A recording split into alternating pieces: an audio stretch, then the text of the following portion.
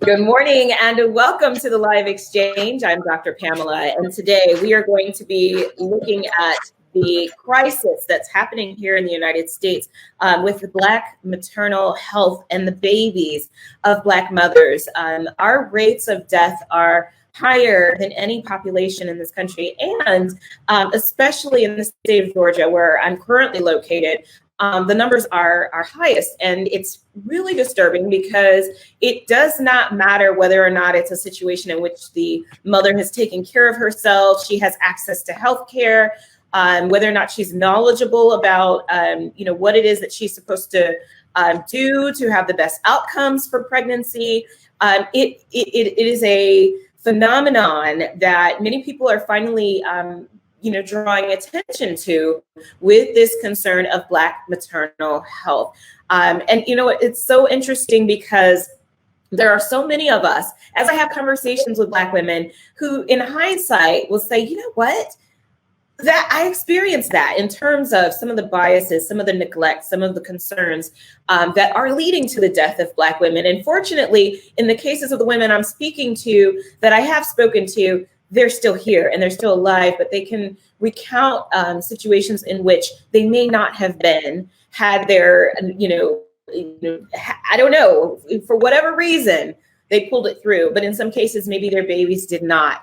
And so a lot of times when we experience this, we think we're in isolation. We think we just had this one fluke of a situation, when in reality, this is indeed a crisis that's happening here in the United States. So if for some reason you know somebody or you yourself has experienced any kind of discrimination, bias, neglect, we're going to talk about that today. And you may realize that this is not just something that you experienced in a vacuum, that in fact, this is something that is happening to way too many of Black women in particular. And we're going to get to the bottom of this. Not just with this show. We're going to continue this conversation with several shows. But today I have 4 guests, and 2 of them are going to be joining me for the first hour, and that's Dr. Mously LeBlanc and then and Kelsey Hicks-Bunns. And they're going to be talking about their experience as well as expertise and knowledge about the subject. In the second hour, we're going to have Anesha Stanley and Kristin Mejia Greene. This collective of women are phenomenal. It's phenomenal. We've got a doula, we've got a physician, a director of a women's resource center. So we've got some really great knowledge that's coming to the table today. So I invite you to get involved, have these conversations with us. If you are on Facebook, comment, post. Let us know your thoughts. Let us know your experiences. We want to acknowledge them. We want you to be a part of this conversation. So stay with us. We've got so much to talk about. I'm excited to talk about this because it's a subject that is near and dear to my heart. I've had my own experience. And so I am looking forward to this. So stay with us and we'll be right back on the Live Exchange.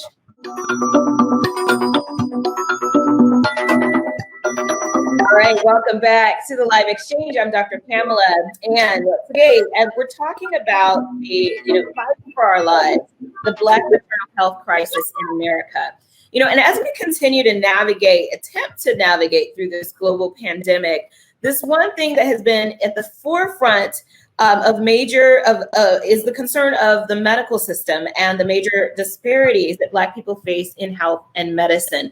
If you're going to be in a society that has a history of marginalization and racism that's institutionalized, you're going to see it in every facet, which includes medical care and health care. And so we're going to have this conversation today, and we have 2 guests that I would love to welcome and to bring on. We have Dr. Mously LeBlanc and Kelsey Hicks-Bunns, and I'm going to introduce both of them to you together. So Dr. Mously LeBlanc, affectionately known as Dr. Mo, is a highly awarded and sought after medical doctor, holistic energy practitioner, and success coach. She's an Ivy League educated physician with roots at University of Pennsylvania, Columbia University, and Cornell University. She has been recognized as a top doctor in the Baltimore region. She runs a holistic medical practice, taking a holistic approach to care that addresses the mind, body, heart, and soul. She coaches ambitious women to have higher impact by helping them gain inner alignment in the areas of business, health, and love. She's a motivational speaker and has been featured in the media, including CBS and Fox, and now Sensation Station Network. She is a mother, wife, and entrepreneur, and she is here with us today. Welcome, Dr. Mo. Hi, how are you, Dr. Pamela? It's great. I'm great. I'm surviving out here in these streets of COVID, but I'm doing well. How are you? Same here, staying captive. Yes. And where are you physically located right now? I'm in Maryland. Okay. All right. And so you've pretty much done the bulk of your work in the Maryland area? Maryland and Philadelphia. Okay. Great. And I'm curious, and I'm going to bring Kelsey on as well, but I'm curious to know how this crisis is playing out where you are, because I live in Georgia. I constantly hear that Georgia is at the top of the list with Black maternal death. And I can't wrap my mind around it, because this is the place where everybody says it's the Black Mecca, we're supposed to be, thriving out here and moving and shaking. What's it look like in Maryland? I don't know the actual statistics, but from my experience, I've met more women here who've had loss, including myself, than really anywhere else that I've lived. And I've lived in New York, I've lived in Philadelphia, and it just seems unreal here. And I know DC is also near the top of the list as well. And so where I am, I'm halfway between DC and Baltimore. So two major areas that are relative hotspots. Well, go ahead. I almost wonder, it seems like the more educated and progressive the minorities are, it almost seems to correlate with even more so being dismissed. Because in Philadelphia, I definitely did not have this experience at all. That's so interesting. Wow. Well, that's something we need to talk about for sure. Because with Atlanta being like the Black Mecca and DC, it's just, why are they near the top? It's really unheard of. And one of the most recent deaths was a woman who worked for the CDC.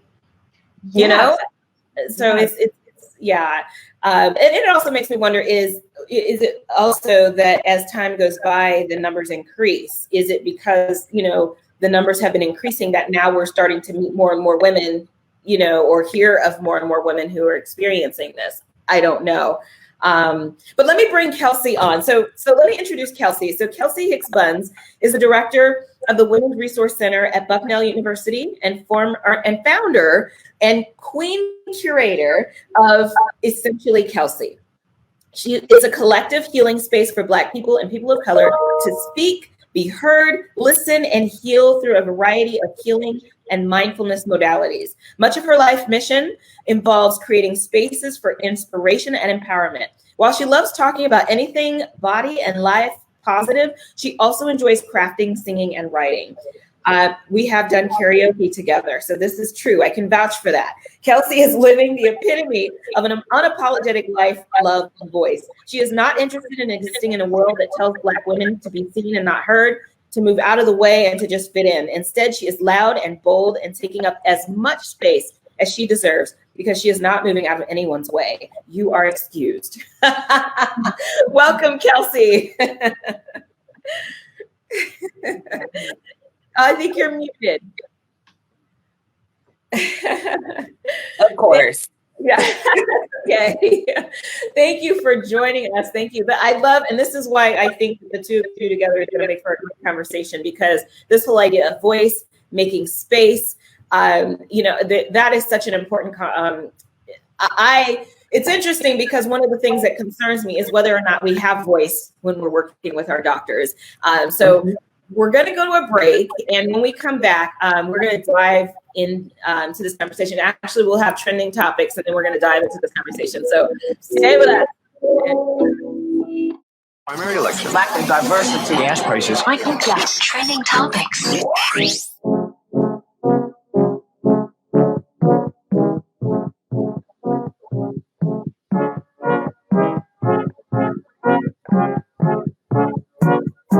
We're like, I'm muted. So welcome back. So trending.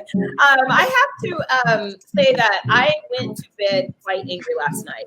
I used to live in Wisconsin, and so I don't know if that has anything to do with the elevated level of connection I have to this case.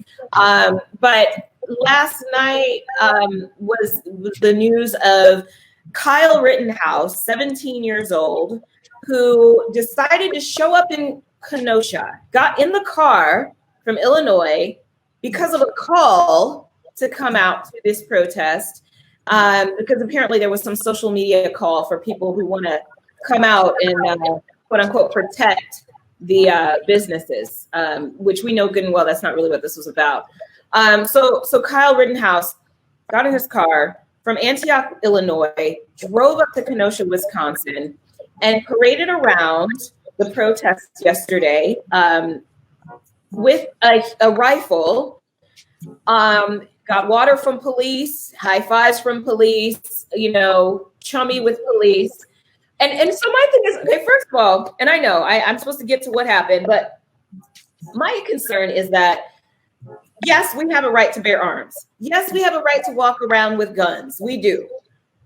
But put it in context, that he's there to intimidate. He's not there for peaceful reasons. It's put on us. You got to peacefully protest. There's nothing peaceful about what he was doing. So he opens fire and he shoots 3 people. He kills 2. I haven't heard the status today. I hope that the third person who was shot is okay, but they were in critical condition last night.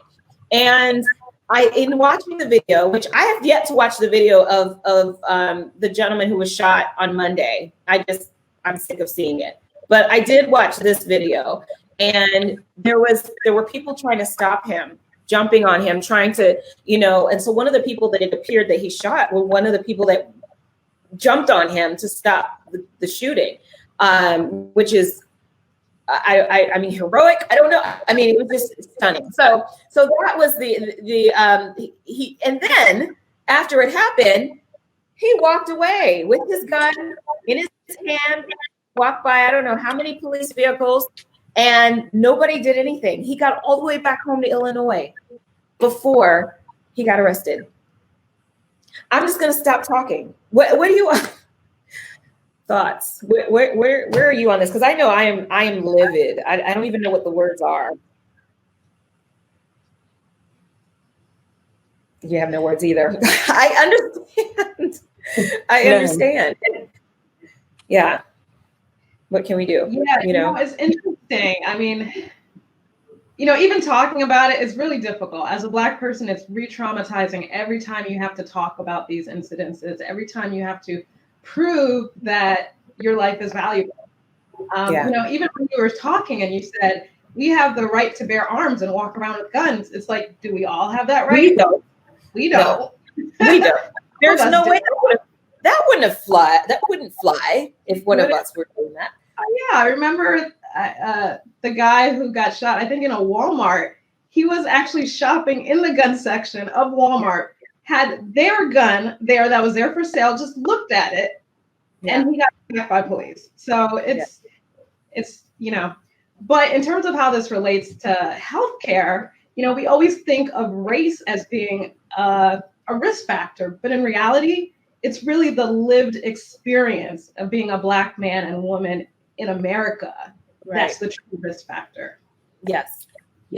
I'm so glad that you said that, because that's essentially what I've been trying to talk to my students about, that, we can argue all day what the law is or what the rights are. But the fact of the matter is our experiences are more valid when we're talking about how to be safe, how to engage with other folks. Our experiences really are the things that we need to share and to elevate.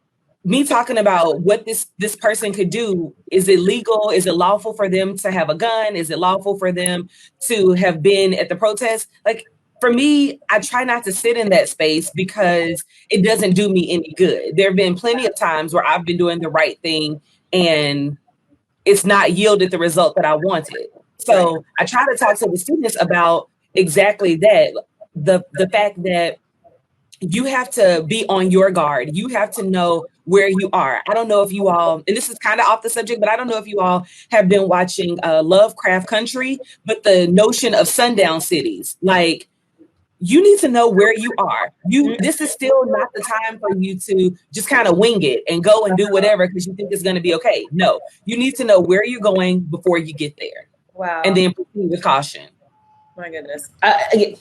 You say it and it's like, no, it's not like I never heard of it before, the sundown cities, but it's shocking to hear that, no, this is where we are. So that was our trending topic for today. We are going to get into the subject as soon as we come back from the break. So stay with us. We'll be right back. All right, welcome back to the Live Exchange. I'm Dr. Pamela, and today I am joined by Dr. Mosley LeBlanc, also known as Dr. Mo, and Kelsey Hicks-Bunns. And we are talking about the crisis of Black women in America. I always hate just saying just in America because, America is huge. We got North, Central, South, but, we're talking about the United States of America. And, what's interesting is that our maternal, our death rates are actually higher than some other countries in the third world. So I would love to hear from Dr. Mo in terms of the work that you've done, with women. You're a physician, but what can you tell me about the scope of the work that you do as a physician? We know there's all kinds of physicians out there. Can you talk a little bit about what you do? So I specialize in physical medicine and rehabilitation, and what we focus on is on quality of life. So when somebody has a life-altering medical diagnosis like a stroke, cancer, or just general back pain, hip pain, knee pain, it affects how they function in the world. And so we focus on getting people back to doing the things that they love before illness is interrupted. And I take a holistic approach. I do energy work as well with coaching. And I know that you do a lot of coaching and have your coaching academy, but I can't tell you that, I was already an awarded physician before being a coach, but once I became a coach, it completely transformed how I really doctored patients, and it's been transformative for my practice. Oh, that's amazing to hear. That's one of the things that we are kind of playing around with for the Coaching Academy is how can we work these skills into the medical world. We're actually I'm actually a part of Harvard's Institute of Coaching, which is partnered with their medical school, and that's a really, I think, important initiative and partnership. So I appreciate you speaking to that. And Kelsey, with regards to the work that you do on campus and with students, as well as, you've got this whole idea of healing as well. And, what have you seen that is really kind of driven you to the idea that, we need healing and I'm going to create something for that? Well, there are a couple of things. One thing in particular is that there is still a huge stigma on mental health in the Black community. Yeah. And so as someone who has been very vocal about utilizing a variety of mental health professionals, one of the things that I saw was that we needed to create a space where we did not pathologize mental health and the actual experiences of folks' everyday lives. So I wanted to create a space that was geared specifically to people who look like me, because there is also this unspoken need to explain things. And especially working at a predominantly white institution, I noticed that when the spaces are mixed, the students tend to not share as much because they have to over-explain. So when you said you could talk about Black women in America, I think all of us knew exactly what we could talk about. We knew the underlying issues that could be discussed. We knew the topics that are really hot right now. But when you're in mixed company, you have to explain. And sometimes you feel like I'm not going to do it, but you feel like you may have to step on eggshells. And I wanted to create some space where that's not what's happening with us. We're going to share. You're going to be as unapologetic as you need to be. And from there, I think that's where my experience is, that's where healing begins. When you can be unapologetic in how you communicate, you don't feel like you have to say it in perfect, complete sentences. You just sort of let it out, stop shouldering the burden. And it's been really miraculous. I love it. I really want to come back to this idea of voice. and this voice came up in Kelsey's introduction, but I think that it's something that we all have to at some point figure out how to grasp. Sometimes we are raised to use our voices, but in most cases, I would think that we're raised to, don't cause too much racket, I think we have to learn how to find our voices. When we are in our interactions with our doctors, have either of you found that using your voice has been a challenge, and, or have you heard other people talk about that? What does that look like? For me, it's been a major challenge because where I live, I don't particularly trust the physicians in my area. So I feel like I'm constantly doing a lot of preliminary research before I get into the space. And that might be reading dissertations, reading current research. Like, I'm not just going to WebMD. I'm reading as much as I can because of some of the things that I'm dealing with. And what I have discovered is that my white physicians tend to respond in defense and respond that I don't know what I'm talking about, or that's not relevant, or that they know better than I do because they are the physician. So it's put me in a position where I'm continuously having to advocate for myself in spaces where I'm already not seen as a person with pain, or I'm not honest about what I'm experiencing. That's their perception. So one example I'll give with regard to maternal health is that I was diagnosed with hypothyroidism and polycystic ovarian syndrome.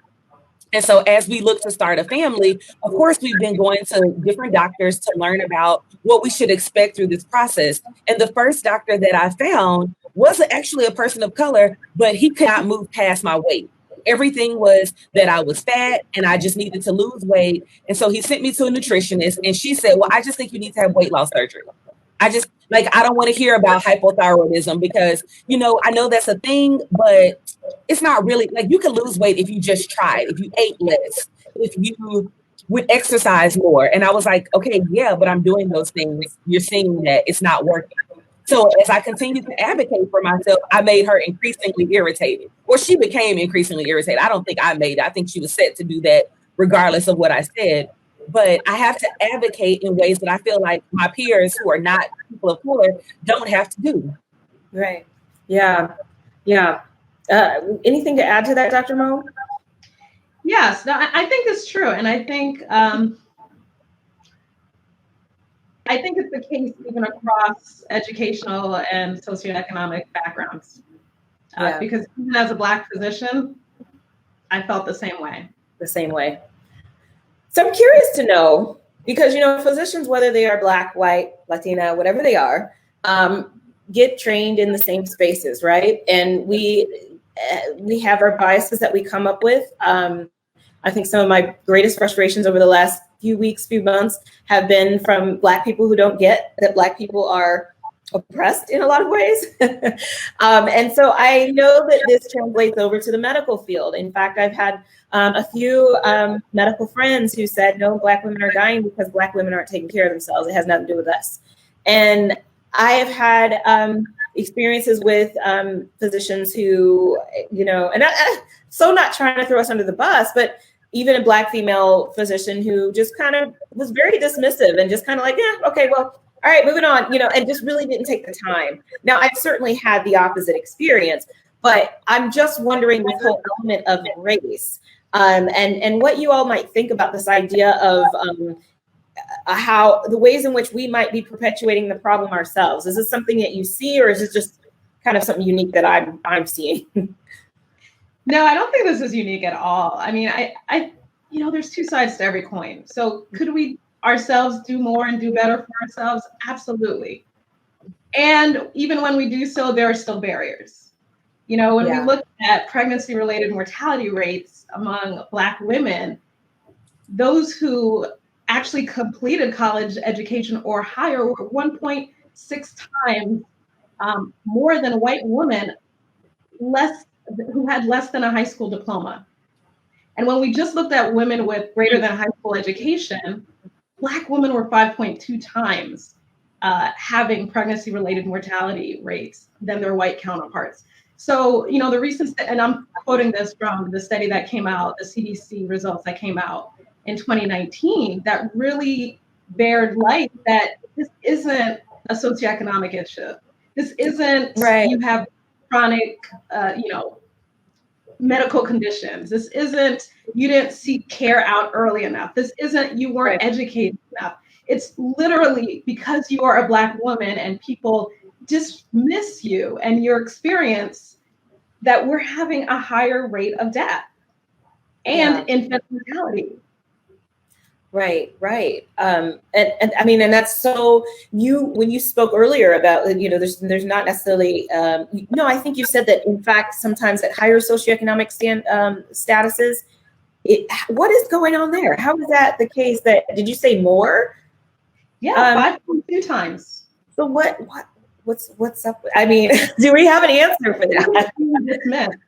Like I can talk for myself. When I was pregnant last year and I called complaining that the baby wasn't kicking, this is not my first pregnancy, I was dismissed. Oh, it's nothing. And it's like, no, this is a drastic change from last week. I need to be seen. Well, we don't have anybody available to be seen. I've never been told that while pregnant. We don't have availability for you. Wow. And even after the loss, I came in 1 week later for my checkup visit, complaining of shortness of breath. And again, it was a late second trimester loss, 27 weeks. And I'm more short of breath now than I was pregnant. I've been, I've had a term pregnancy in the past. I have a son, and I'm more short of breath now than I was at the end of my third trimester with my first child. Like, this is different. And again, dismissed. And this was actually a person of color, this provider. Yeah. And I stood my ground and said, no, there's something wrong. And that's when she finally ordered a chest x-ray, blood work that showed extreme abnormalities. I mean, the radiologist called the doctor's stat before I even walked out the building. I was getting back from my doctor saying, oh my gosh, you have to be seen ASAP. And even still, they're telling me it's one diagnosis, and I just knew that was not what it was.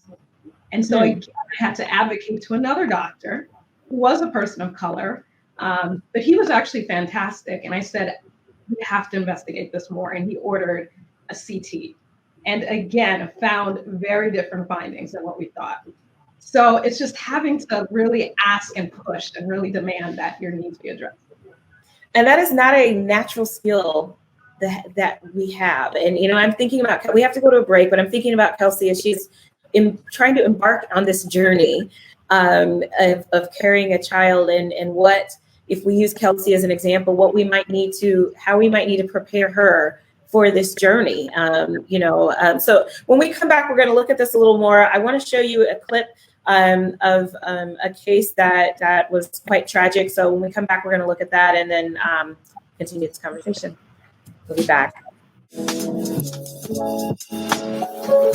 All right, welcome back to the Live Exchange. I'm Dr. Pamela, and today I am joined by Dr. Mosley LeBlanc, also known as Dr. Mo, and Kelsey Hicks-Bunns, and we are talking about the mortality rate of Black mothers, and which is exceptionally high here in the United States.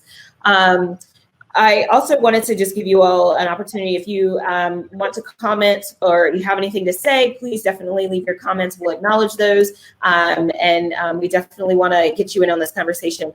We do have a comment from Facebook from Jamie Moranci. She's saying, it's like Kelsey said, when you're engaged in doing research, they become more defensive because they don't want to be called out. So that's very interesting. So we've got ego at play here as well, it sounds like, on top of maybe some of the other issues that are coming out. I want to go ahead, Kelsey. Go ahead. The one thing I wanted to add to that is it's most definitely ego. I had one doctor, I printed the research and brought it to the appointment because I was like, okay, maybe they're not understanding it. Maybe there's language in here that they will understand better. And the doctor flat out said, who do you think you are? I know what I'm doing. I've gone to school to do this. And I say, you know what? I also learned from qualitative and quantitative researchers. So I know what I'm doing as well. And if you aren't going to treat me the way that I deserve and desire to be treated, then I will no longer use you as my provider. And he walked out of the room. He did. Oh my God. And I said, well, and this wasn't even about a baby. This was this was about a skin infection, something that I randomly caught in Philadelphia of all places. But he was so dismissive. And I think that, to what Dr. Mo is saying, that the higher your educational attainment, the more comfortable and confident we feel to use our voices, especially when that attainment has come with other Black women in particular. And so when we get that confidence, we feel like we can go in and we should be prepared. And because we've been taught all our lives, we have to be twice as good to get half as much. So that means that I'm going to do the work. But I think that there are still people, even people of color, who believe that that we still don't have a right to that. And Right. it's disheartening, but I'm going to continue to use my voice. I'm going to continue to print things out. I'm a millennial with a printer, and I'm going to continue to make sure I have my research, because at the end of the day, while I do trust the doctors, it's still my body. And I have had 33 years of this body. So if anybody is the expert on this body, it's me. Right. Wow.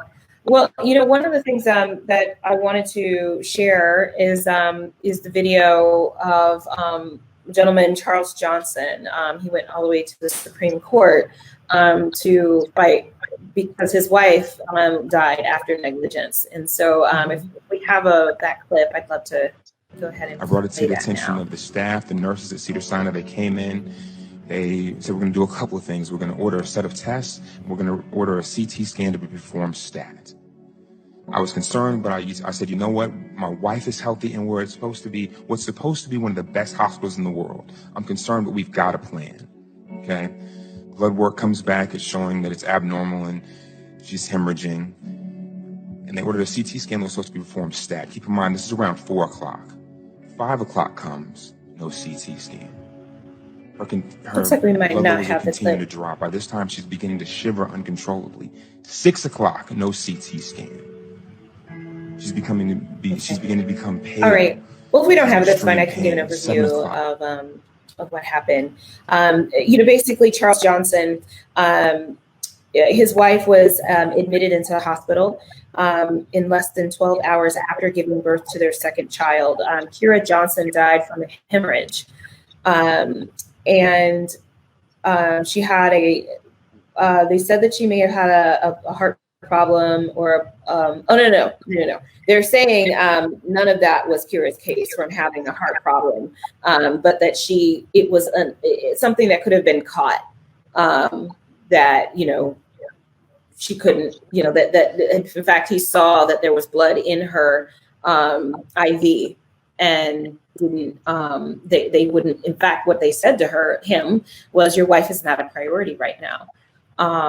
I can't imagine why such a phrase would come out of somebody's mouth. I mean, even when you are told that there is blood or that the IV is red, is that not, Dr. Mo, is that not a sign to say, we need to do something? Or is it common enough for them to say, it's fine, this happens all the time, this will be okay? Unfortunately for Black women, hemorrhaging is one of the major risk factors of death. And we're finding that 60% of cases are actually preventable of these deaths. And so it's really alarming. That case and all the details, when you really get down to it, it's hard to really stand up for the medical system that allowed it to happen, because there was a lot of things that went wrong. Mm-hmm. Yeah. I mean, that term, not a priority, should have never, ever been used. Yeah. And it's really upsetting, the whole case. Right. Yeah. I don't, it's hard for me to, and I know you're kind of at a loss of words. You're like, what can we say? What can we say? Because there's not a lot of rationale that can be given for something like that. And unfortunately it happens way too often. One of the things that I said when I first opened the show today was that a lot of us experience these things maybe in a more passive way, maybe not quite as in your face as she's not a priority. And then I don't know that we realize that this is the problem. What we are experiencing is, in fact, the problem that's being documented with, these deaths and these complications. I'll give you an example in my own life. When I was pregnant with my daughter, I was days away from giving birth. I had a doula. Thank God for my doula. And she was a huge advocate for me. And I wanted a natural birth. I had a C-section with my son, who was that was 11 years earlier. So as far as I knew from my doula, it's totally okay for me to have a natural birth, with my daughter 11 years later. So we were prepared to do that. I had an appointment, and the doctor, my regular doctor, wasn't there. She couldn't be there for the birth. I had a new doctor, and he said, when I said I wanted to go natural, he laughed at me and he said, yeah, right. You're going to be begging for that medicine just like everybody else does. And I was stunned. Thank God for my doula, because she said, you can fire him. You do not have to go through the birth process with him. I didn't know that. Otherwise, if it wasn't for her, I would have reluctantly gone through and had anxiety for the next few days until it was time to give birth. She found me a midwife. So I had a midwife and a doula. It was the most amazing experience ever. I felt like Wonder Woman because I did it naturally. But so we'll be back. Stay with us. All right. Welcome back to Live Exchange. I'm Dr. Pamela. I'm joined today by Kelsey Hicks-Bunns and Dr. Mo, and we are talking about this whole phenomenon of Black maternal health. And so based on the story that I just told you, and I was given a voice. I was told, here's what you can do. What can we do for other Black women who are going through this process? What can we do for our beloved Kelsey, who is ready to embark on this journey? How do we prepare and arm women? Because right now the problem still exists. So it's not going to go away tomorrow. What can we do from the standpoint of a patient to make sure that we are taken care of? And our loved ones as well, because they're going to advocate for us while we're in this process. Either one of you. From a patient perspective, I think it's important to trust your gut, trust yourself, and listen to your intuition. And I think more and more we're in a stage of awakening in this time period, and it's really important that we turn inward because we know our bodies better than anybody else. Yeah. Secondly, I think it's important that we speak up and ask questions, and ask until you fully understand. Yes. And I do realize that sometimes as a Black woman, when we ask so many questions, it can feel antagonistic and like confrontational. And so I think it's important for us to even state, I value, your education and opinion, and I want to work with you to create a plan. Yeah. And so really putting it out on the table, and this goes from a physician too, they should really be stating that as well, as this is a partnership. So How can we work together rather than make it seem like we're fighting each other? Because hopefully you guys have the same goals and outcome. Right. And hesitate to call and ask a question. And if you can have support, like a support person, advocate, or doula, they even have virtual doulas now because of COVID. Wow. It's really awesome to do so. And so just having one other set of ears there is helpful. And honestly, being on the side of a physician, I've had patients come in with an advocate, and a lot of times it's a non-person of color. And it's interesting how it really changes the dynamic. Wow. That's interesting. You have like a non-person of color advocate. They really clearly, help express what's going on, what the concerns are, what needs to be addressed with the doctor in a way that doesn't really have that confrontation. It's really interesting. So I've both sides in terms of being on the doctor side and the patient side. But I mean, I know as physicians, the number one thing we need to do for all you providers out there is first acknowledge that racism exists and it's a problem. Because so many of us in the health field think that it doesn't exist, and it actually exists so much more prevalently in this microcosm. Second of all, we need to show compassion. And to me, like, that's where the coaching really comes in. It's like, thank you for coming in. I'm glad you came in to talk about this issue, because oftentimes we're dismissed. So just validate their concern. Okay, I hear this is happening. Summarize it. it sounds like you're saying this, that, and the other. Do I have it right? Right. Just asking that question really invites them to really add additional information, because for many patients, what happens is they automatically feel dismissed, they shut down, and they stop sharing. Yes. And so they never actually get to tell you the pertinent information that would make you say, oh my gosh, we need to do something. Right. So Wow. someone listening and asking, anything else, like really, and just validating really opens the door to openly have discussions and really get into their deeper. And then the third most important thing for providers to do is to uncolor the visit. And So what that means is to uncolor. Uncolor the visit. Okay. So that's my term. I like it. They're like, what is that? Uncolor the visit. Because really, when you stop saying this is a Black female presenting with, and instead say, this is a white male who's coming in complaining of chest pain. What should I do? Yeah. And actually compare that to what you actually had written down that you were gonna do for this Black patient. Wow. And that right there, doing that exercise really helps you see your own bias. Right. And so a lot of times I do that with my patients who tend to get dismissed more. So female patients get dismissed, people of color, immigrants. Whenever I'm dealing with anybody in that class, I uncolor the visit. If this were a white male here, what would I do? What's the standard of care for this chief complaint? Right. If it's not my plan, then I need to change my plan and make it appropriate. I think that's really what providers need to do. Yeah. That's powerful. Now, I that was so good. we needed to hear that. And Kelsey, I wanted to give you both the opportunity to just let everybody know how they can reach you.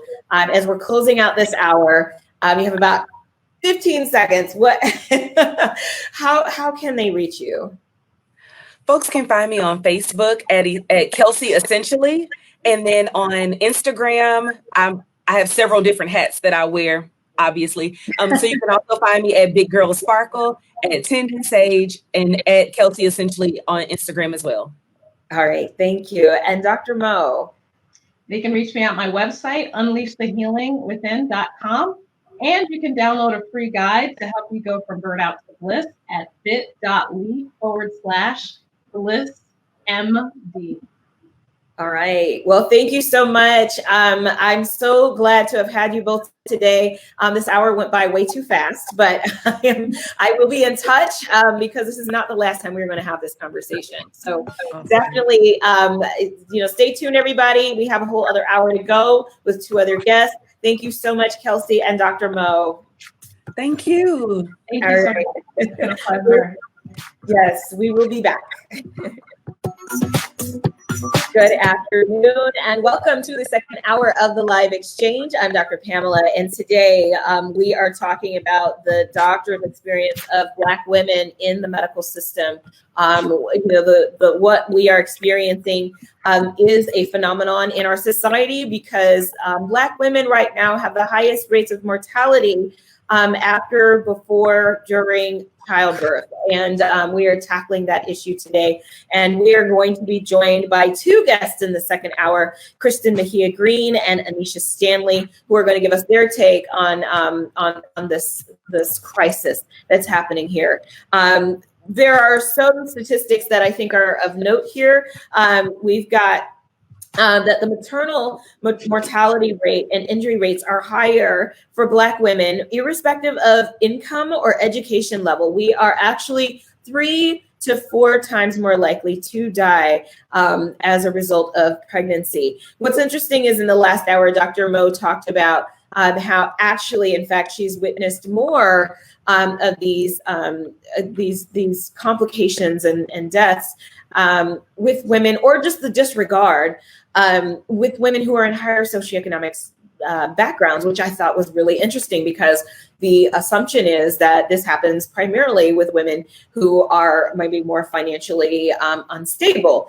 But actually, one of the things that I thought was most intriguing that came out in the last conversation was that, in fact, when a woman has a higher level of education, and she is trying to use her voice and her knowledge about what she knows about herself and her body, she is more likely to be silenced due to the doctor's sense of ego or whatever it is that's going on that makes the doctor feel threatened by the woman's sense of knowing. So really interesting overview in the first half. So we're going to have the second half of the show. I want you all to stay tuned in. I want your comments. I want your stories. We've got so much to talk about. So stay with us and we'll be back on the Live Exchange. All right, welcome back to the Live Exchange. I'm Dr. Pamela, and today we are talking about the crisis that is Black maternal death and the disparities that are happening within healthcare as it pertains to women's experiences. I'd like to bring on my guests. We have two guests for the second hour. And first, let me introduce Kristin Mejia Greene. She is the owner and founder of Expressed Yourself. I love it. Expressed Yourself Pumping Suites. Founder and owner of the Homeland Heart Birth and Wellness. Board member of the Rooted Bridge. Postpartum doula, lactation peer counselor, mother of two, and wife, soror of Zeta Phi Beta Sorority Incorporated. Welcome, Kristin. Hi. I think Kristin is muted. Yeah. There we go. Can you hear me? Yes. How are you? Okay. I'm doing well. How are you? I am doing well. I am so glad to have you. Yes, I'm intrigued by all of the work that you're doing here. It's all about making sure women have positive experiences with childbirth based on everything I'm seeing here. Pre, post, and oh, you can't hear? Hold on. Let's try it. Okay. Things happening. All right. Are you good? I can't hear you. Can you hear me? Oh, I can. Yeah, I can hear you. Okay. You can. Okay. Well, just hold on one second. We'll bring in our second guest, and hopefully we'll get your sound going. Our second guest is Anesha Stanley. She's the founder of Full Circle Doula Services, LLC, and Keys of Hope Foundation, a faith-based education and support nonprofit with a mission dedicated to breaking the silence, supporting families, and promoting awareness of pregnancy loss, infant loss, infertility, and maternal wellness. Anesha is a pregnancy, loss, and fertility grief coach, birth, bereavement, and postpartum doula, loving wife and mom to 5 angels in heaven and 1 rainbow baby, Sinai. She is an alumnus of Michigan State University with a BA in journalism. Welcome, Anesha. Hi, Dr. Pamela. How are you? I'm good. Thank you. How are you? I'm great. It is so great to have you. I have to admit that I had some chills kind of go through, when I read Mom to 5 Angels in Heaven and 1 Rainbow Baby. And so it sounds like you're doing the work that perhaps you would have liked to have received or that you experienced in your own journey. Yes, that's so true, so correct. Thank you. Yeah, well, I thank you for doing this work. It's so important because doulas are near and dear to my heart. I had one in my own experience, and she was a lifeline for me and an advocate for me as I had a doctor laugh at me and tell me, "You're not going to go natural. You're going to laugh or you're going to beg for that medicine just like everyone else." And she stepped in and she handled it. Great.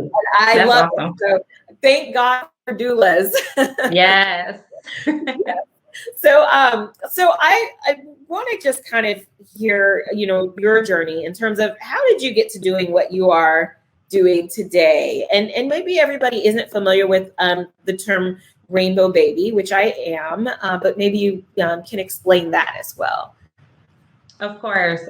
So my journey started maybe five years ago. My husband and I, we lost our first baby due to a miscarriage. And while I was still grieving that loss, I found out I was pregnant with my daughter, who is my rainbow baby. And a rainbow baby is a baby that is born after the loss of another baby. And so a lot of women don't know about that term. However, National Rainbow Baby Day was just this past Saturday, August 22nd. It's celebrated every year, August 22nd. One of the unique things about that date also is that was the date 2 years ago that I also lost my last baby. Wow. Yeah.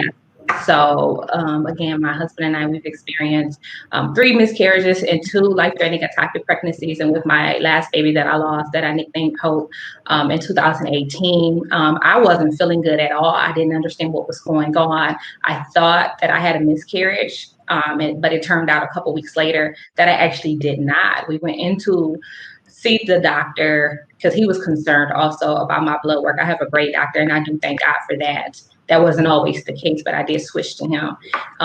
But he was concerned about my blood work. They did an ultrasound, and lo and behold, the baby was still alive.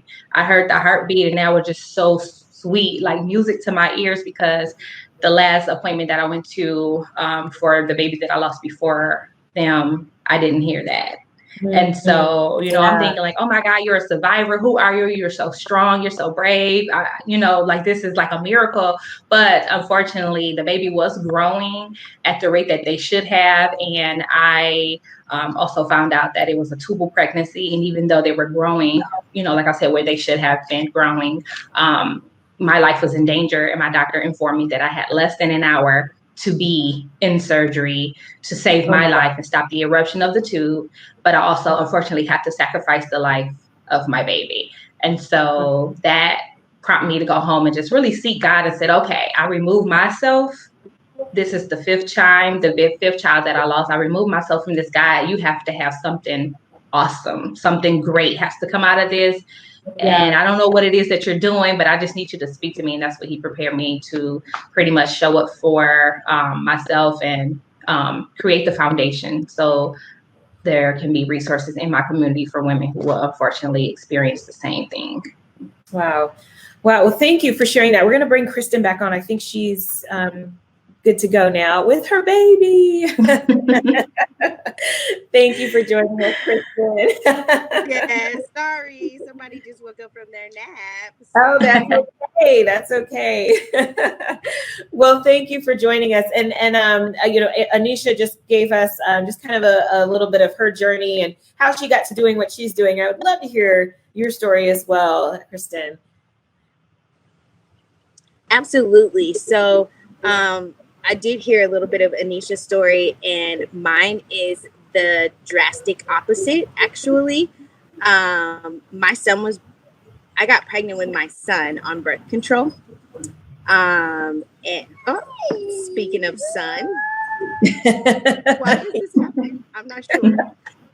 You're okay. We're getting a real perfectly up. So okay, so I have a 5-year-old also. But yeah, so I got pregnant with him on birth control. And motherhood was never in my plans. And I used to always joke with my friends that I just knew that motherhood was not for me because I was selfish. Didn't want to stop my life for anybody else. Just want to do what I'm doing all the time. So I'm like, I think I'm good on the motherhood thing. So then I got pregnant with my son in 2014 on birth control. I had just applied to speech pathology school, actually. And then I got waitlisted. Okay, excuse me. Hello, excuse me. It's real motherhood right here. Sorry. Yes, it is. Right? You remember that I was going to be on a call.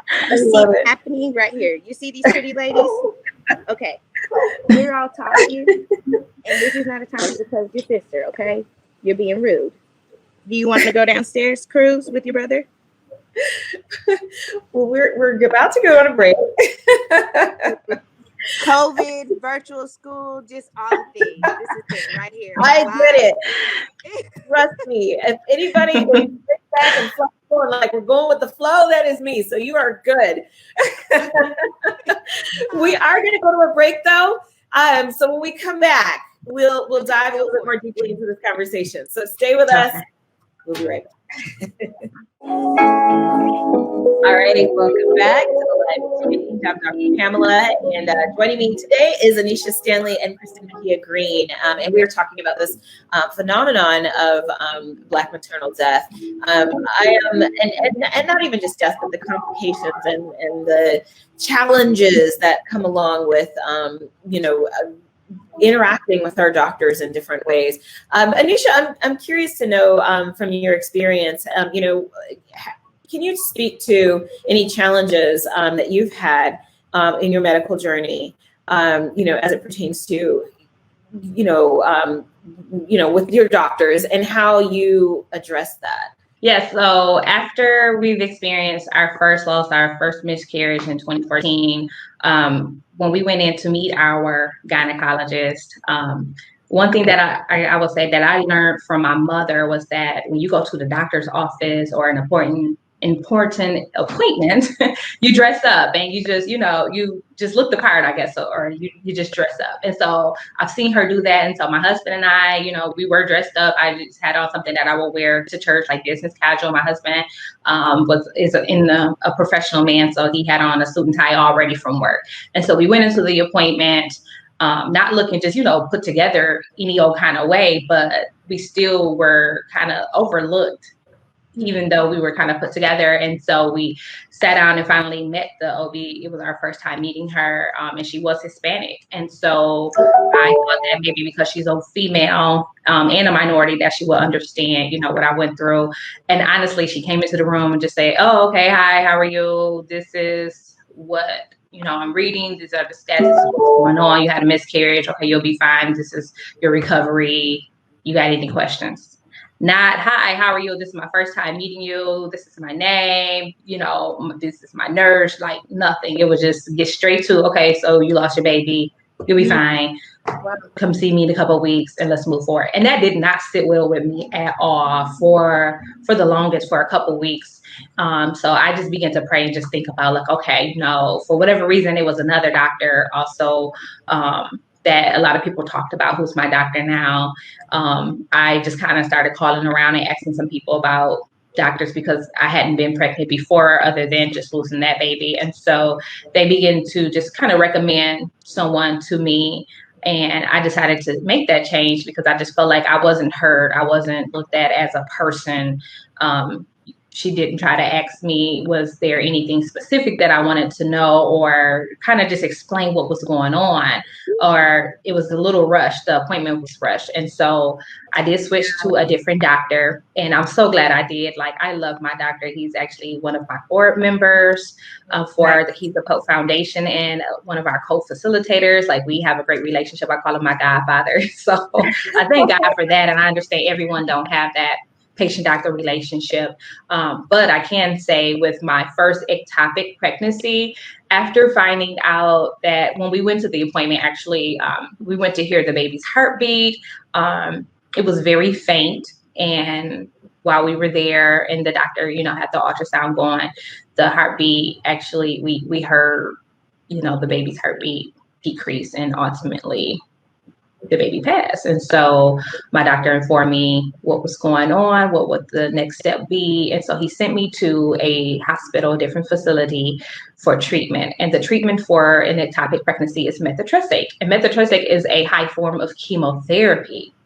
Oh, wow. So if already, this is my third baby that I've lost, and I just heard my baby's heartbeat leave their body, and it was just devastating already. And then to also get there and find out that the treatment is a form of chemotherapy, I was just like done. But the kicker was, again, my husband's with me, and I go back to receive the treatment. The lady comes in the room and she's dressed like she's going into nuclear war. face shield, head shield, body shield, gloves, just everything. Wow. So for me, she like she had my husband hold me up so she can administer the shot in my back, in the top, in the buttocks area. And so she had 2 shots, and they were like really big horse pins, look like really big. And so my husband, he's just looking at me in my eyes. I'm looking at him. I'm crying. This is just devastating. He's looking like he's helpless. There's nothing he can do to help me with this. And so I asked her, I said, well, wait a minute, before you administer this, because you're suited and booted, should I have, should you be giving me a gown?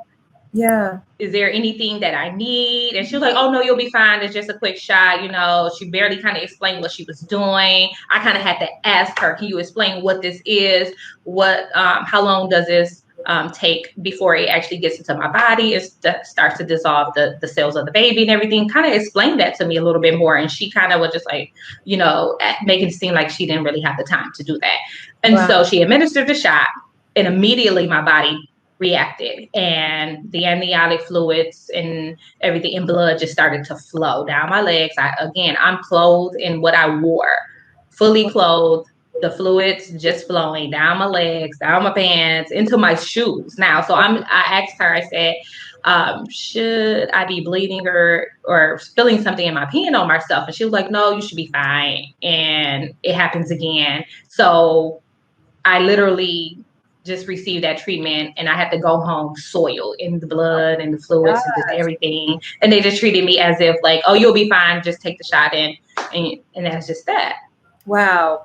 Yeah. Okay. That's quite the experience. My God. Okay. So we're going to go to break. I want to hear when we come back, just kind of the role that doulas play in this process, because I believe had a doula been around, and that situation wouldn't have played out quite like that.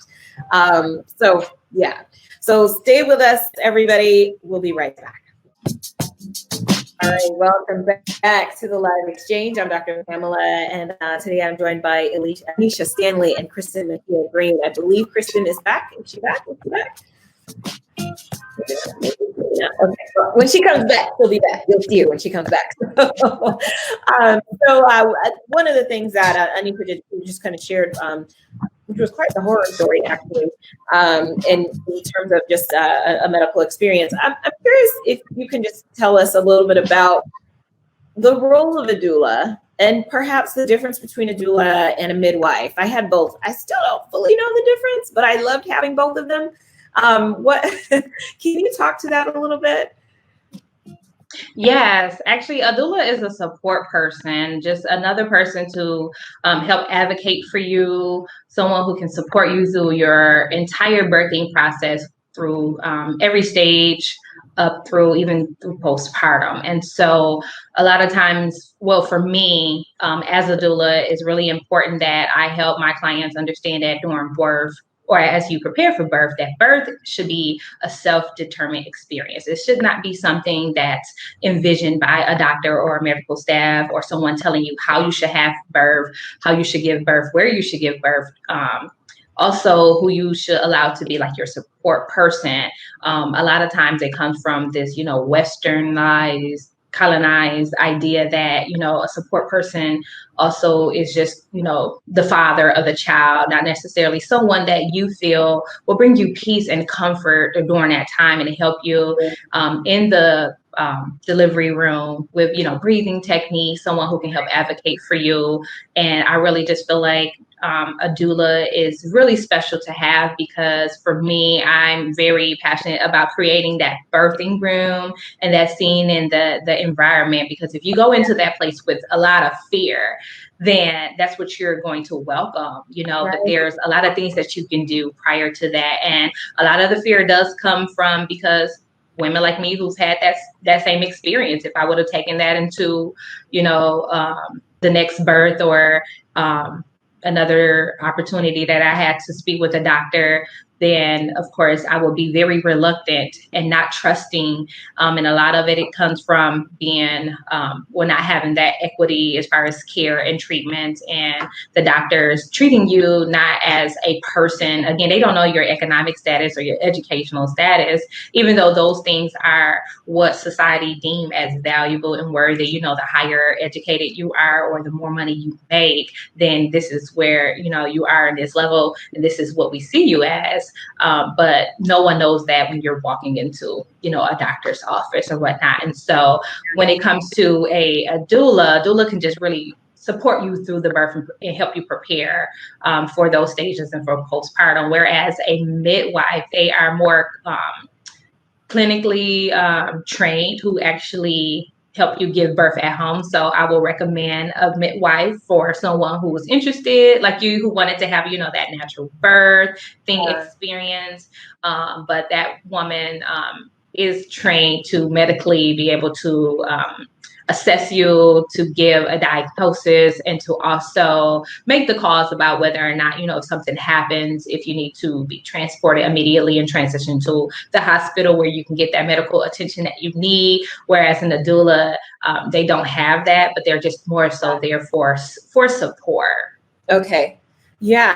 And that was definitely the case. And I actually had my daughter in the hospital, but it was with a midwife. It was because the doctor that I had who said, "You're going to be begging for that medicine." She says, "Fire him. I got somebody else for you." And she found me a midwife who I don't know. I for some reason believe she was a midwife and a doctor. I don't know if that's possible, but anyway, that's how I ended up in that situation, which was ideal. But I did pretty much all my laboring at home. My doula said, "When you feel like you need to push, we'll go to the hospital." And I'm like, "What are you talking about? Like, that's too late." And so it wasn't too late, but, a confession, I lied. I said, I have to push. I really didn't. I was just kind of scared. But it went well. Okay, good. Was that your first baby, or? It was my second, but it was 11 years apart. The first one I was 18. The second one I was 30. It was like a whole different experience. But experience. Grateful for the doula. Kristin is back, by the way. Kristin, are you here? Yay. Nope. Okay, never mind. All right. Well, so look, here's the deal. When Kristin pops up on the screen, Kristin's back. That's how I'm going to do this. Hi, Kristin. It's wrong. It's going wrong, right? No. The internet. That is okay. Hear from me after this. Have you been able to listen and hear what's going on at all? Yes, okay. So you're on.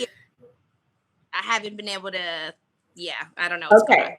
Yeah, we're really just kind of talking about what a doula does, and the and like I said, in my experience, the doula, she was amazing. And like I mean things like, I'm in labor. She comes to the house. I'm doing all the labor there. I was like, "Oh, I feel like I'm going to throw up," and she does something to my toes, and then I'm like, "Whoa, it's gone." Get those pressure points. Yeah. Yes, amazing. So Kristin, I was asking Anesha about what a doula does and so forth. Anything to add, or anything that you want to kind of put out there about the role of a doula, about what you've done as a doula as well? So I would ultimately just echo all of Anesha's sentiments. So doulas, in addition to the physical support that everyone knows that we can help out with, everybody knows about hip squeezes and pressure points. I don't know everybody knows about that. What's a hip squeeze? Counter pressure at the hips with action. And so usually what happens when you're having a contraction or during a contraction, especially when baby is coming down real low, you essentially feel like somebody is pulling your legs apart. And so it's helpful if you have somebody giving some counter pressure there, right where you feel like it's pulling apart. Oh. I think that probably, when I'm training doulas, and we start talking about what's in your doula tool bag, I'm like, your two hands are what's in your bag. Her hands were amazing. Yeah. Two things work, then you don't need a bag of tools. Like, let's start Right. exploring some other career options, sis. I love it. I love it. I love it. All right. That's great. So we're going to go into the research and then we're going to continue this conversation. So moving right on into the research. Science. Science. Science. Science. Science. Science.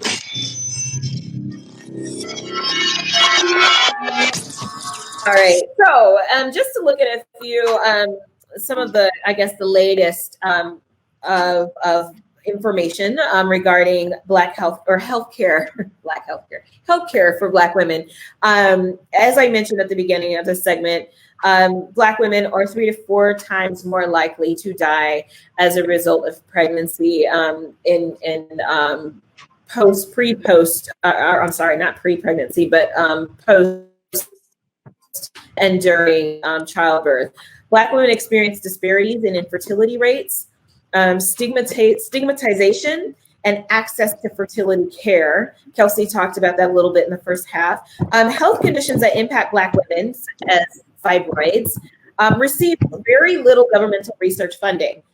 So there's a lot of research funding on a lot of other issues, but when it pertains to issues that particularly impact Black women, there's not a lot of research on that. And there's a lot of disregard and a lot of, just go ahead and have a hysterectomy, kind of treatment when there are so many other ways to address the issue of fibroids. Black women are underrepresented in clinical trials that require consent. However, we're overrepresented in studies that do not require consent. That's kind of scary. So this idea that these studies are happening and we don't even know it, we're overrepresented in those kinds of studies, but not the ones in which we voluntarily participate in. And then Black women are significantly underrepresented in key biomedical research data sets. So there's not even a lot of data about us to draw from when we are trying to find out what kinds of treatments are good for fibroids, what do we need to do in terms of lowering our risks in childbirth. And so we are significantly underrepresented in those key studies as well. So just wanted to put some of those statistics or that information out there. Does this resonate does any of this resonate with what you've seen in terms of the work that you've done? So I will say that when I first started birth work, I started in breastfeeding, and I was really interested in. So when we talk about breastfeeding and all the things that it does for the woman, we talk about reduced incidence of cancer. We talk about reduced instances of breast cancer. That in itself was really intriguing because I knew that.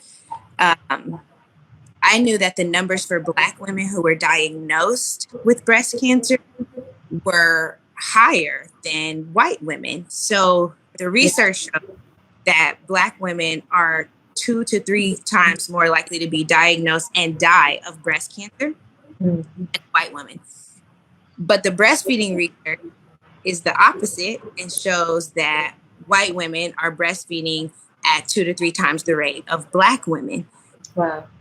If we know that the two directly correlate, it didn't really make much sense to me that we had this stereotype of Black women not breastfeeding.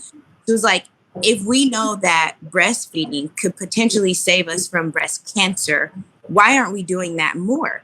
So as I started to dig into the research and actually talk to people who are doing the research, I spoke to an obstetrician at Emory University who had been doing some research on it. And it turns out that the medications that were around for breast cancer were built based on white genetics. So they weren't actually helping Black women at all. So it's like, okay, breast cancer, sure, you have medicine for it, but it's not medicine that's going to work for me. So this is why our numbers are looking like this. Again. Yeah. Wow. Well, okay, that is intriguing, and I think that makes a whole lot of sense. Which again is why this whole idea of holistic health and holistic healing is going to be a key to a lot of this. So when we come back, I'm going to give Anesha an opportunity to speak to this as well. We're going to go to a break again. I see that we have a couple of comments. I'm going to acknowledge those comments when we come back, and so stay with us on the Live Exchange. All right, welcome back to the Live Exchange. I'm Dr. Pamela, and I am joined by Anesha Stanley, founder of Full Circle Doula Services, and Kristin Mejia Greene, founder, owner of Express Yourself Pumping Suites, and so much more. You both are doing a lot more than what I just said. So, but Anesha, I would love to hear your take on just kind of some of these stats in terms of how Black women are excluded from studies, but and then we have these high rates of death that happen. I'm curious to know if anybody that you've worked with or anybody you've spoken to really seems to kind of embody what some of these statistics are showing about how Black women are experiencing medical care.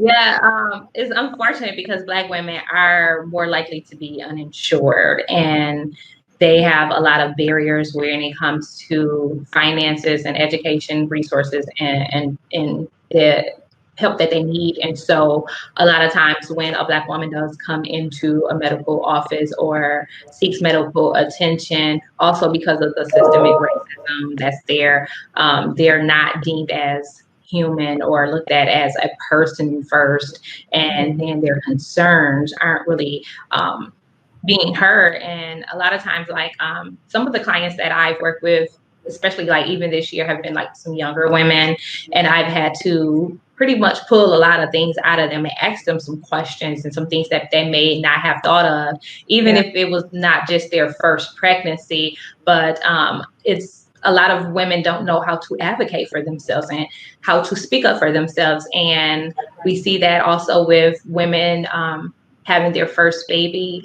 A lot of times you just trust what the doctor says because you don't know what to compare it to. You don't have anything to compare your pregnancy or your experience to. So you just trust that the doctor knows what they're talking about and that they're treating you with the utmost care and respect that you need. But a lot of times it's not that. And then when they're being discriminated against or not getting the same care that they need or the resources that they need, and they try to speak up for themselves, it's either they're under speaking up for themselves, or if you are coming in with the research and the knowledge, then they think that, okay, you know a little bit too much. Who do you think you are? You're, looked at as, just you're doing too much, just stay in your lane kind of thing. But no, it's like I as the patient, I'm coming to you anyway, telling you what the diagnosis is. Had I stayed at home, it still would be the same. I'm coming to you to tell you, okay, this is what's going on, and I'm here to ask for, the help and the resources. And so, like I said, with the young women that I work with a lot this year, I can see that happening because a lot of them didn't know what a lot of things were when we went through like birthing education or with breastfeeding, lactation support, and also some existing medical conditions that they had. They didn't know to ask questions about that, or, I remember a doctor saying that, I may have a hard time having a baby when I get older, but I never thought anything about it, or I got on birth control early because this is what, someone told me to do, not knowing that actually can play a factor in your fertility. And I think it's something that you should start talking to your children about early. It's so weird that like I have a 5-year-old, but a lot of times because of what I went through with experiencing pregnancy loss and now with the secondary infertility diagnosis, when she wants certain things to eat, I'm thinking about her body. I'm thinking about her fertility. Like even now at 5 years old, it's like, no, you're not going to have this. You're not going to have that. Or, it's just something that that I'm doing for her now, and just making sure that she has access to, to nutrition and foods and things like that. But I can see where a lot of the stats that you shared are true. And like, Kristin said, a lot of the research and everything that has been done hasn't come from the Black women or, the Black community, because we're kind of pushed aside. We are pushed aside a lot of times, especially when it comes to maternal health care and breastfeeding. And it's just really sad. So. Well, it's not something that we like to say, but the reality is we are in a society that is embedded in racism, and that is going to permeate through every system, every industry that we interact with. And so it's there and we can't deny it. There's a comment here that I wanted to bring up, and another one just popped up. Jamie said that she remembers having a C-section with her second son, and the doctor asked her while she was on the operating table if she was sure that she didn't want her tubes tied. She was only 26. Come on. Right. So there's one. And then I got on birth control. This is from Kelsey. I got on birth control as a teenager to deal with PCOS, only to discover that had they done more testing and support then, I might not be in the position I'm in now, which is trying to have a baby now. And I'm going to bring up this last comment because I want to bring it home with this question. She says the care, this is from Jamie again, the care that we get from doctors is one thing, but the trauma that's endured along the way is immense. We are expected to walk away from these experiences and move on with our lives. So my question is, I know I'm seeing your face over there. I really, it's a lot. But we don't tie the traumatic experiences that we have to, like, now I got to actually continue to live my life, but I've been traumatized. That story that Jamie said, she's on the table, age 26, had her C-section. Are you sure you don't want your tubes tied? So my question is, what you guys are going to have to, ladies, are going to have to answer when we come back from the break, is to what extent do doulas or the work that you do in general, because I know that you also do coaching, Anesha, is that correct? Right. Grief coaching. Do you guys help with the trauma? And I want you both to talk about, and I said you guys again, I'm like paranoid about that because somebody told me we're not guys, it's okay. Women. So you ladies, to what extent do you address the trauma? And so think about that, and when we come back, we're going to talk about it. So stay with us.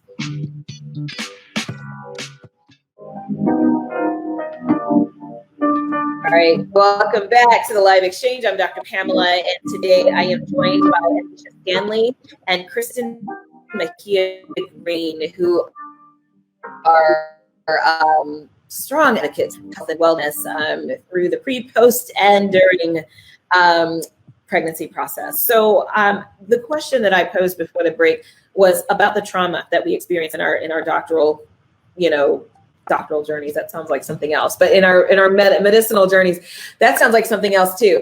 But you know what I mean. So how do you address the trauma that women experience? So I like to say we're in the trust tree. Okay. So full transparency. I lead with trauma with my clients a lot of times. And that sounds really bold, but for me, my entire, almost all of my motherhood is rooted in trauma because I got pregnant on birth control. I had a terrible pregnancy with my son. Birth was okay. Breastfeeding was fine. I dealt with postpartum depression. And then I got pregnant with my daughter when I was not trying to become pregnant with anybody. And that was a horrible pregnancy. So I've come to the conclusion that my body and pregnancy don't get along. That was bad. And then I had a home birth. That was fine. Breastfeeding was hard. And then I dealt with postpartum depression again. And so when I talk to my clients, the thing I lead with when we start talking about pregnancy is, how do you feel about being pregnant? Yeah. A lot of times when someone comes to us and they say, oh, girl, I'm pregnant, we just celebrate. Oh my God, yay, you're so pregnant, yay. Without for a second asking her how she feels about that. Yeah. Both times I was pregnant, I was extremely unhappy about it. And it made it worse that everyone kept celebrating for me. I was like, This is not a celebratory moment. Like, Right. no, I don't want to do that. And so with every milestone in her pregnancy, I talk to my client about that. How are you feeling about this? This is a conversation they don't get to have with their doctor, because their doctor is coming in to do all the technical stuff. So how are you feeling? Temperature wise, blood pressure wise, weight wise, are you tired? When your doctor's asking you how you feeling, that's what they're asking you for. Yeah, not how you feel about being pregnant. They're not asking you. They're not asking you for the sob story of this is not the right time. I'm trying to do something else with my life. Yada yada yada. Whatever. Nobody really cares about that. So if I can interrupt. Oh, go ahead. No, I was just going to say, I see that we're almost done with the show, and I want to give Anesha an opportunity as well, really quickly to chime in on this, so we don't lose. I was just going to say real quick. So I got trained in postpartum mood disorders so that I could start being able to recognize signs and symptoms during pregnancy. That might be a red flag to say, hey, let's work on that so that we don't hit it in the after term. I wish we had started with this topic. Wow. Okay, Anesha. I concur with everything that Kristin said, but I also can speak to the trauma that comes with losing a baby. And, life after loss is very traumatic for a lot of people. And I understand that people grieve differently, but I know for myself, after having 3 miscarriages and 2 life-threatening ectopic pregnancies, almost dying from being pregnant, you just want to be pregnant and have children. There's a lot that comes with it. And I know in my household, it was just a lot that I dealt with that my husband had to deal with also, and helped me with, such as the PTSD, depression, suicide ideation.